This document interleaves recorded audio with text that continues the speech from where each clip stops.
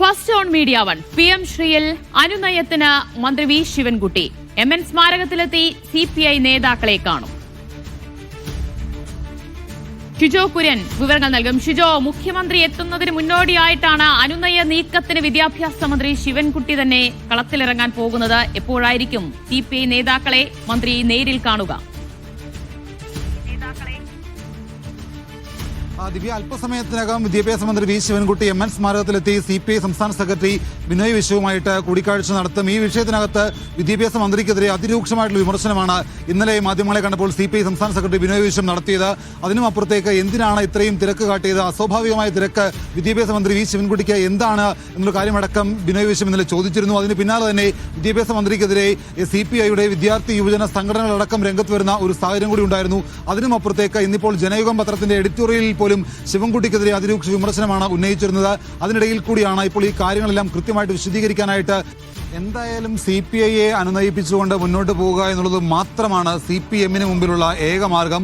അതിന് ഏതൊക്കെ വഴിയിലൂടെ ഈ അനുനയ മാർഗങ്ങൾ സ്വീകരിക്കാമോ അതെല്ലാം CPM ചെയ്യുകയും ചെയ്യും. കാരണം പ്രത്യേകിച്ച് 2 തെരഞ്ഞെടുപ്പുകൾ പടിവാതിക്കൽ എത്തി നിൽക്കുകയാണ്.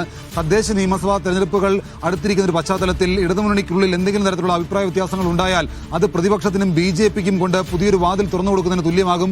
അതുകൊണ്ട് ഇടതുമുന്നണിയിലെ പ്രശ്നങ്ങൾ ചർച്ച ചെയ്ത് പരിഹരിക്കാം എന്നുള്ളതാണ് CPM സെക്രട്ടറിയുടെ തീരുമാനം. അതിനുമപ്പുറത്തേക്ക് CPMന്റെ ശൈലി ഇതല്ല എന്ന് ഇന്നലെ CPI സംസ്ഥാന സെക്രട്ടറി ബിനോയ് വിശ്വം പറഞ്ഞിരുന്നു. ഇടതുമുന്നണി സഞ്ചരിക്കേണ്ട വഴി ഇതല്ല എന്ന് പറഞ്ഞിരുന്നു. അപ്പോൾ കൃത്യമായിട്ടുള്ള കൂടിയാലോചനകൾ നടക്കുന്നില്ല, ആശയവിനിമയങ്ങൾ നടക്കുന്നില്ല, എല്ലാ കാര്യങ്ങളിലും വേണ്ടത്ര ചർച്ചയില്ല. അപ്പോൾ എല്ലാ കാര്യങ്ങളും ചർച്ചയിലൂടെ പരിഹരിക്കാം എന്നുള്ള കാര്യങ്ങൾ മുന്നിൽ കണ്ടുകൊണ്ടാണ് ഇപ്പോൾ CPI സംസ്ഥാന സെക്രട്ടറി CPI നേതൃത്വത്തിന് ഉണ്ടായിട്ടുള്ള അതൃപ്തി പറഞ്ഞ് മനസ്സിലാക്കി അവരെ അനുനയത്തിന്റെ പാതയിലേക്ക് കൊണ്ടുവരാൻ വേണ്ടിയിട്ട് വിദ്യാഭ്യാസ മന്ത്രി വി ശിവൻകുട്ടി നേരിട്ട് MN സ്മാരകത്തിലേക്ക് എത്തുക. അല്പസമയത്തിനകം തന്നെ MN സ്മാരകത്തിലെത്തി വി ശിവൻകുട്ടി ബിനോയ് വിശ്വവുമായിട്ട് ആശയവിനിമയം നടത്തും. ഇതിനകത്ത് ഉണ്ടായിട്ടുള്ള എല്ലാ ആശയക്കുഴപ്പങ്ങളും ഈ ആശയവിനിമയത്തിലൂടെ പരിഹരിക്കാൻ കഴിയും എന്നുള്ള പ്രതീക്ഷയിലാണ് CPM നേതൃത്വമുള്ളത്. പ്രത്യേകിച്ച് വിദ്യാഭ്യാസ വകുപ്പ്. വിദ്യാഭ്യാസ മന്ത്രി വി ശിവൻകുട്ടിക്ക് എന്തിനാണ് ഇത്ര തിരക്ക് കാട്ടി ഇതിനകത്ത് ഒപ്പുവെച്ചത്? രായ്ക്ക് രാമായണം ഒരു ഉദ്യോഗസ്ഥയെ ഡൽഹിക്ക് പറഞ്ഞയച്ച് അസ്വാഭാവികമായ തിരക്ക് ഈ PMC പദ്ധതിയിൽ ഒപ്പുവെക്കുന്നതിന് എന്തിന് കാട്ടി എന്നുള്ള ചോദ്യമാണ് ബിനോയ് വിശ്വം ഇന്നലെ ചോദിച്ചത്.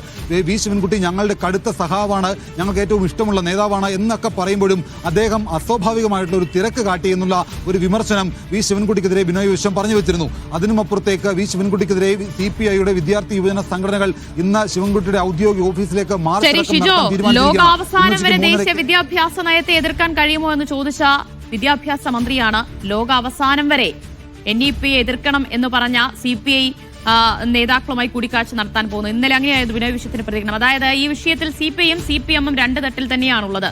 മഞ്ഞുരുകൽ എത്രത്തോളം സാധ്യതയുണ്ട്?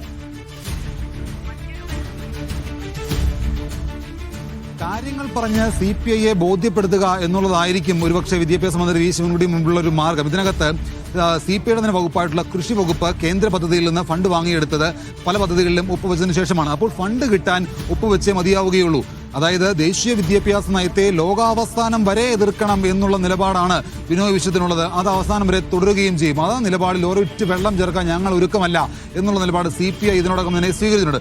പക്ഷേ അതിനും അപ്പുറത്തേക്ക് NEPക്ക് എന്താണ് കുഴപ്പം നിങ്ങൾ പറയൂ എന്നുള്ള ചോദ്യമായിരുന്നു ഇന്നലെ വി ശിവൻകുട്ടി മാധ്യമങ്ങളെ കണ്ടപ്പോൾ ചോദിച്ചത്. NEPക്ക് യാതൊരു കുഴപ്പവുമില്ല, ദേശീയ വിദ്യാഭ്യാസ നയത്തിന് യാതൊരു കുഴപ്പവുമില്ല, താൻ തന്നെ നിലപാട് മാറ്റി എന്നുള്ള കാര്യമാണ് ശിവൻകുട്ടി ഇന്നലെ പറഞ്ഞത്. എന്നാൽ അതിന് വിരുദ്ധമായിട്ട് ദേശീയ വിദ്യാഭ്യാസ നയത്തെ ലോകാവസാനം വരെ എതിർക്കുക എന്നുള്ള ഒരൊറ്റ നിലപാട് മാത്രമേ തനിക്കുള്ളൂ എന്നുള്ള കാര്യമാണ് ബിനോയ് വിശ്വം ഇന്നലെ പറഞ്ഞത്. അപ്പോൾ ഇതിനകത്ത് ഈ കൂടിക്കാഴ്ചയിൽ എത്രമാത്രം മഞ്ഞുരുകലിന് സാധ്യതയുണ്ട് എന്നുള്ളതൊക്കെ നമ്മൾ നോക്കിയിരുന്ന് കാണേണ്ടതാണ്. അതിനും അപ്പുറത്തേക്ക് മുഖ്യമന്ത്രി അടക്കം ഈ വിഷയത്തിൽ നേരിട്ട് ഇടപെടുമെന്നുള്ള സൂചനകളൊക്കെ ഇന്നലെ ലഭിച്ചിരുന്നു. ബിനോയ് വിശ്വം ഇന്നലെ തന്നെ LDF കൺവീനർക്ക് ഒരു കത്ത് കൊടുത്തിരുന്നു. ആ കത്തിന്റെ മറുപടി LDF നേതൃത്വത്തിൽ നിന്ന് ലഭിക്കുന്ന മുറയ്ക്ക് മറ്റു കാര്യങ്ങൾ തീരുമാനിക്കാം എന്നുള്ളതാണ് CPI തീരുമാനിച്ചിരിക്കുന്നത്. ഈ മാസം ജനയുഗത്തിലെ വിമർശനം ലേഖനവും ഈ NEPയിൽ CPIയുടെ നിലപാട് കൃത്യമായി വ്യക്തമാക്കുന്നത് കൂടിയായിരുന്നില്ലേ? എങ്ങനെയായിരിക്കും ഇനി CPIയുടെ യുവജന സംഘടനകളൊക്കെ പ്രതിഷേധം മുന്നോട്ട് കൊണ്ടുപോകാൻ പോകുന്നത്?